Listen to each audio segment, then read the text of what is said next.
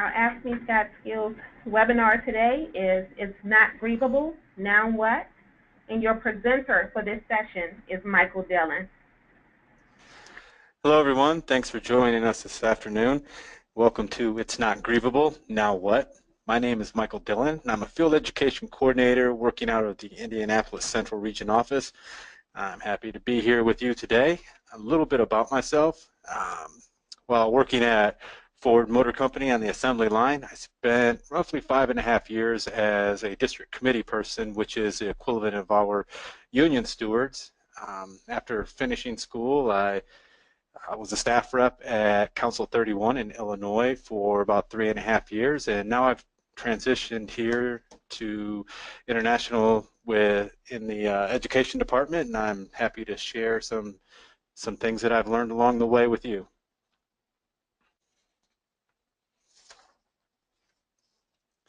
So it's not grievable, now what? Well, after today's webinar, you will be able to know how to explain the results of a grievance investigation, identify available alternatives outside of a grievance, create a plan to execute your chosen alternative, and build relationships that strengthen your local union. Many stewards say their toughest task is communicating with members who believe they have a legitimate grievance. But after a thorough investigation, the steward realizes the member does not have an issue that's grievable.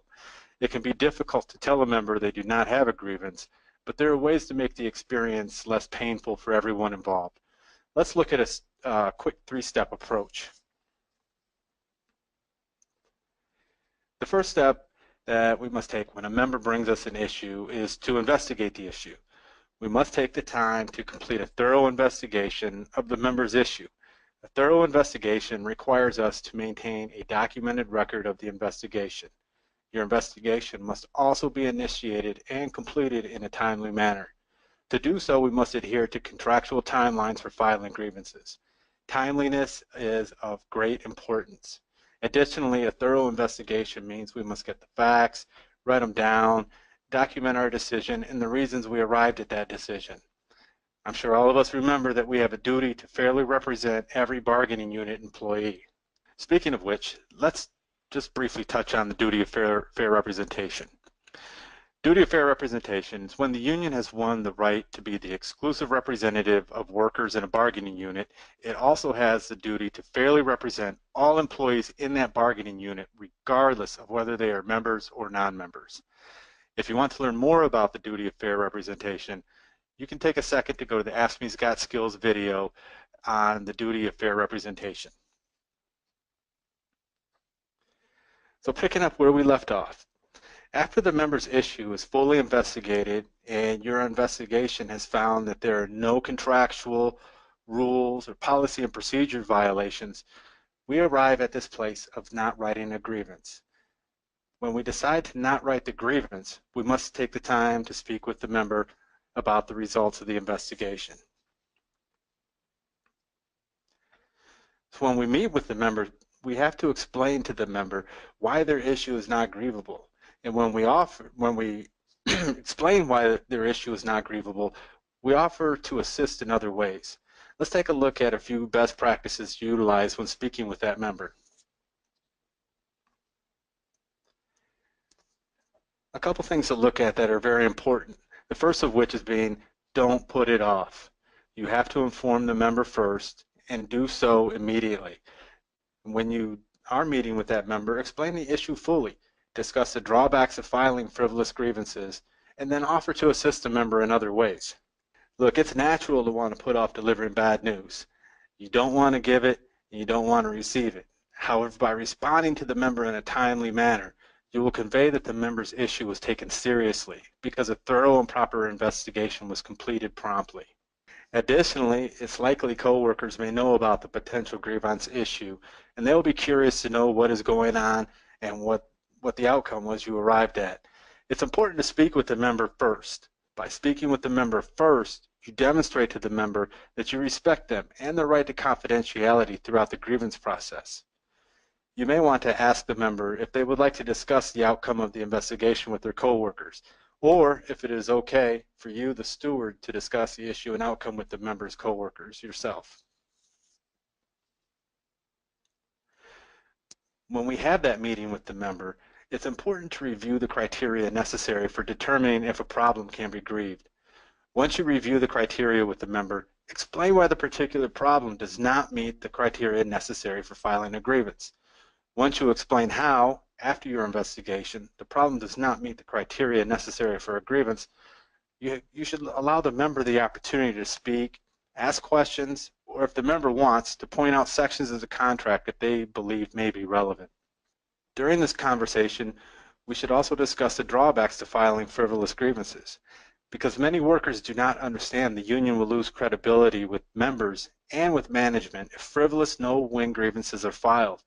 Filing these types of grievances undermines our ability to handle and successfully resolve legitimate grievances, because legitimate grievances will be seen automatically as frivolous. Additionally, filing frivolous grievances can bring the grievance process to a snail's pace, because those grievances, once they are initiated and in the system, they will be heard, which creates a backlog. So once we discuss that the issue did not rise to the level of a grievance, what we can do next is offer to assist the member in other ways. There are problems members face in the workplace that are legitimate and do meet the criteria necessary for a grievance, but there are also numerous legitimate problems our members face in the workplace that, while legitimate problems, do not meet the criteria necessary for a grievance. If the member has a legitimate problem that does not meet that criteria, there are alternatives available to you to assist the member in resolving their particular problem. Should you and the member decide to use an alternative course of action, if that decision is made, what we must do then is plan the action and then execute that alternative course of action. So what are some of those alternatives to a grievance? Well, there are many available to you and the member if a particular problem does not meet the criteria necessary for a grievance. Those alternatives can include having an informal discussion with the member's supervisor, or a more formal setting such as a labor management meeting. And additionally, it'll also provide an organizing and mobilizing opportunity with coworkers where the member works if the issue is widely and deeply felt. Let's take a look at a possible example of when an issue likely does not rise to the level of a grievance. So let's say there is a workplace, probably like many of your workplaces, that has air conditioning. While air conditioning is a welcome relief in the stifling heat and humidity of the summer months, that welcome relief is not so welcome when the indoor temperature is stuck at 64 degrees due to a broken AC unit. Many, if not all members in the workplace, have complained about the frigid temperature. As a local leader, you decide to investigate the matter. You recall that a similar situation occurred roughly 10 years ago, and a grievance was written to remedy the problem. The problem with the AC unit was eventually remedied, but it took several months, and it was actually not part of a grievance settlement. The issue was ultimately resolved only when the membership came together and marched on the boss. Using your prior knowledge of that situation, you apply what you learned and you discuss it with the membership. While informing the members about this issue not being a grievable issue, you then discuss with the members the power of working together on a direct action in the workplace, and how that was a method utilized successfully approximately 10 years ago to get the AC unit fixed.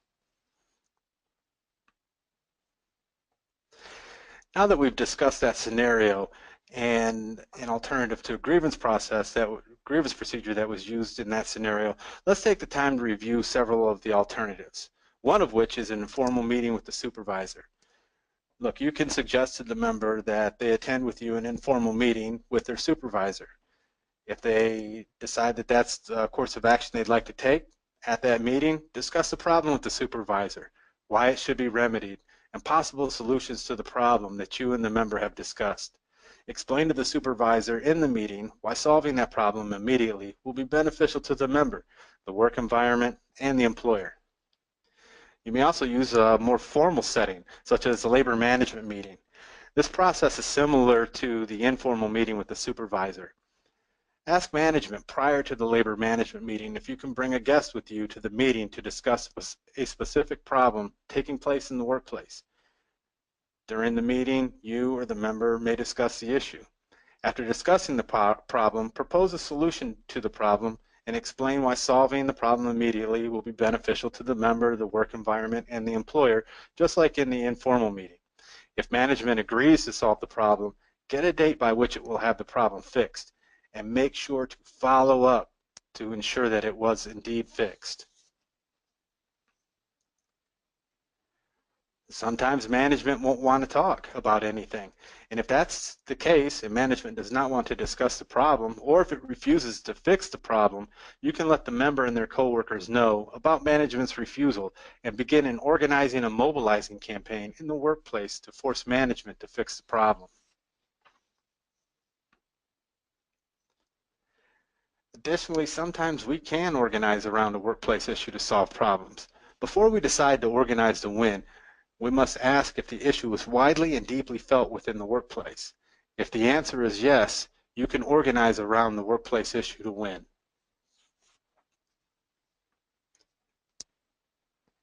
If the member says it's okay, you and the member should speak with the member's coworkers about the problem.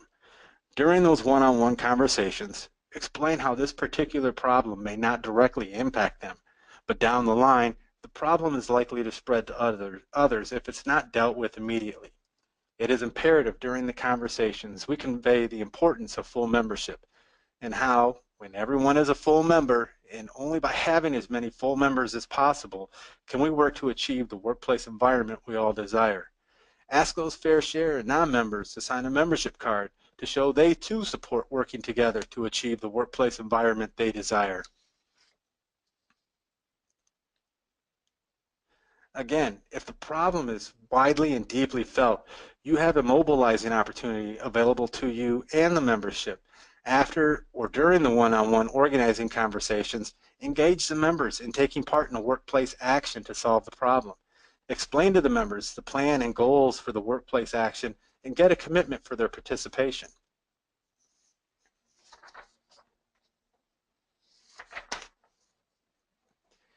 When planning an action, some of the things we should do are set specific dates on a calendar for completion of tasks, set specific but achievable goals, get commitments and reaffirm those commitments immediately prior to the date of the action. Then once the date arrives, it's time to execute the action.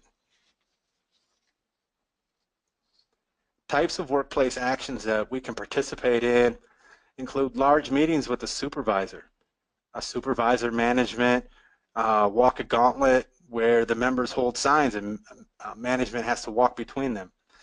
Deliver signed petitions to the supervisor management team, an informational picket, or a color day, or buttons and stickers that have a catchy slogan with what you guys are fighting for.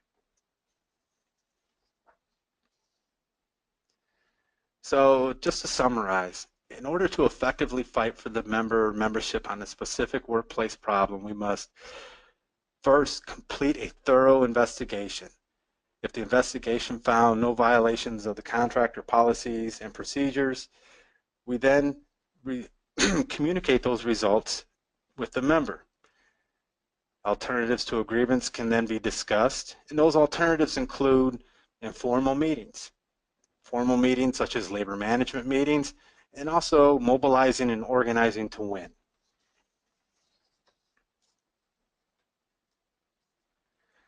Before we let you guys go, and let's take a quick little knowledge check with some questions.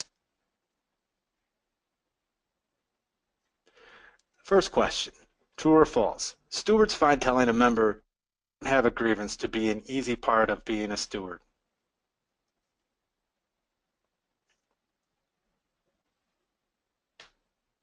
That answer is false. Telling a member they don't have a grievance is a very difficult part of being a steward, but it's a part that we all have to play at some point in time.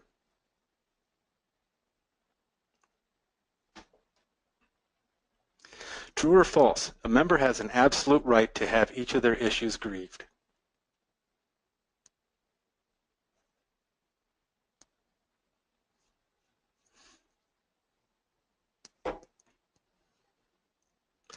False. There's no absolute right to have each issue grieved, which is why we're participating in today's webinar. Because if an issue does not rise to the level of a grievance, we have to take the time to explain that to our member and then work on alternatives to fix the problem.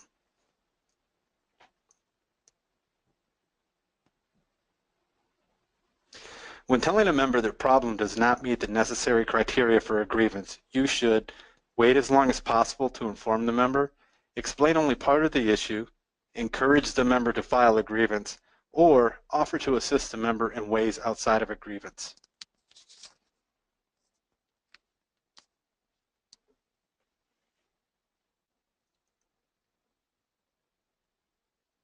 Oh, great, everyone got that right. When telling the member that their problem doesn't meet the necessary criteria for a grievance, we absolutely should offer to assist the member in ways outside of a grievance. True or false, an informal meeting with a member supervisor is an example of an alternative to a grievance. True, absolutely. Good job, guys.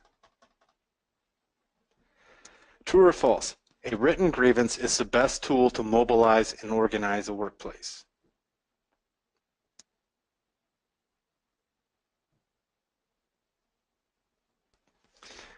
Good, that's false. A grievance is a tool to mobilize and organize a workplace, but it's not the best one. Typically, grievances end up being individual issues that affect maybe one, two, or a handful of folks, whereas issues that are really good to mobilize and organize a workplace are widely and deeply felt.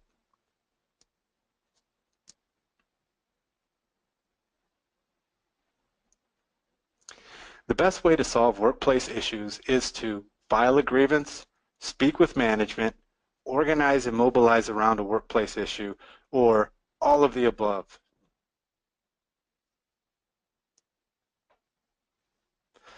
All of the above is the correct answer, as each of the three above it have their own place in the workplace.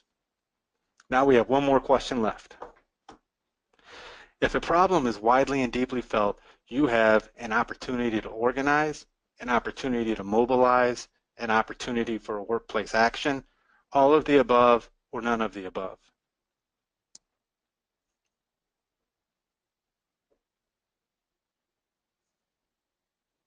Yes, it's all of the above. If the problem is widely and deeply felt, we definitely have an opportunity to organize and mobilize for a workplace action.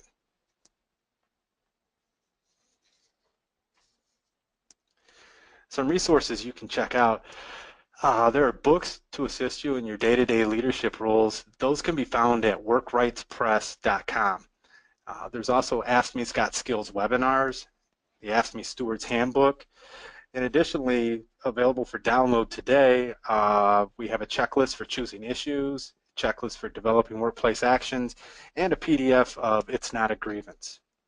I want to also thank everyone for their time and for their participation. I would like to give a special thank you to our presenter for today, Michael Dillon. Thank you for joining us today, and I hope you join us again in the future with more AFSCME Got Skills online classes. Absolutely.